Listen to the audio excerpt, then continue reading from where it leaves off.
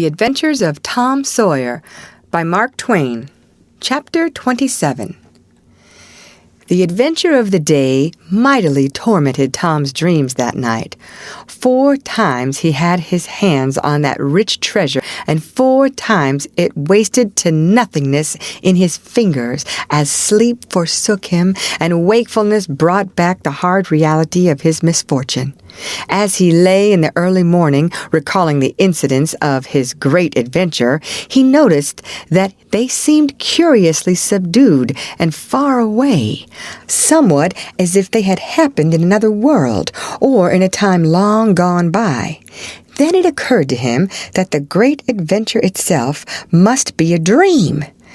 There was one very strong argument in favor of this idea, namely, that the quantity of coin he had seen was too vast to be real.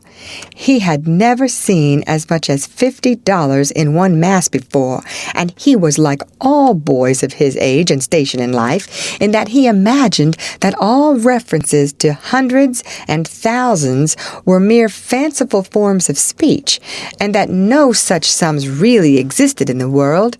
He never had supposed for a moment that so large a sum as $100 was to be found in actual money in any one's possession. If his notions of hidden treasure had been analyzed, they would have been found to consist of a handful of real dimes and a bushel of vague, splendid, ungraspable dollars. But the incidents of his adventure grew sensibly sharper and clearer under the attrition of thinking them over, and so he presently found himself leaning to the impression that the thing might not have been a dream after all. This uncertainty must be swept away. He would snatch a hurried breakfast and go and find Huck. Huck was sitting on the gunwale of a flat boat, listlessly dangling his feet in the water and looking very melancholy. Tom concluded to let Huck lead up to the subject. If he did not do it, then the adventure would be proved to have been only a dream. "Hello, Huck." "Hello yourself." Silence for a minute. "Tom, if we'd 'a' left the blamed tools at the dead tree, we'd 'a' got the money. Oh, ain't it awful?" "'Tain't a dream, then. 'Tain't a dream. Somehow I most wish it was." "Dogged if I don't, Huck." "What ain't a dream?" "Oh, that thing yesterday. I been half thinking it was." "Dream? If them stairs hadn't 'a' broke down, you'd 'a' seen how much a dream it was."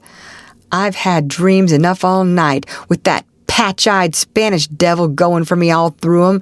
Rot him!" "No, not rot him. Find him. Track the money." "Tom, we'll never find him. A feller don't have only one chance for such a pile, and that one's lost. I'd feel mighty shaky if I was to see him anyway." "Well, so do I, but I'd like to see him anyway and track him out to his number 2. Number 2, yes, that's it.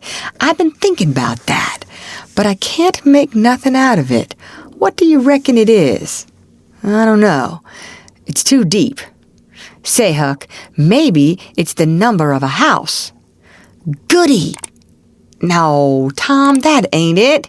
If it is, it ain't in this one-horse town. They ain't no numbers here." "Well, that's so. Let me think a minute. Here, it's the number of a room in a tavern, you know." "Oh, that's the trick. They ain't only 2 taverns. We can find out quick." "You stay here, Huck, till I come." Tom was off at once. He did not care to have Huck's company in public places. He was gone half an hour.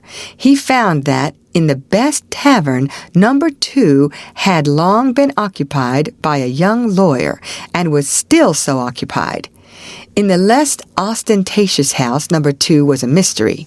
The tavern keeper's young son said it was kept locked all the time, and he never saw anybody go into it or come out of it except at night. He did not know any particular reason for this state of things, had had some little curiosity, but it was rather feeble. had made the most of the mystery by entertaining himself with the idea that that room was haunted, had noticed that there was a light in there the night before. "That's what I've found out, Huck. I reckon that's the very number 2 we're after." "I reckon it is, Tom. Now what are you going to do?" "Let me think." Tom thought a long time. Then he said, "I'll tell you. The back door of that number 2 is the door that comes out into that little close alley between the tavern and the old rattle-trap of a brick store.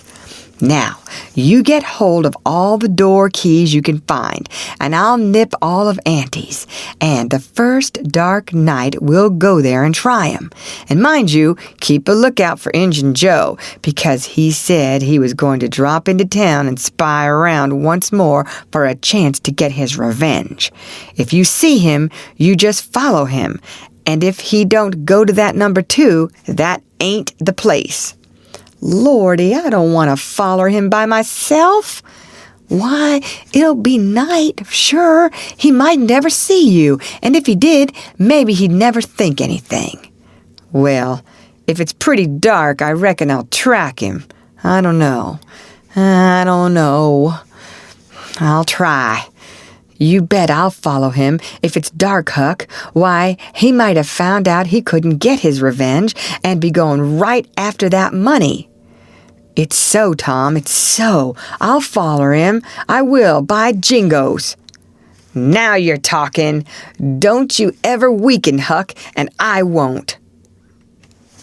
End of chapter.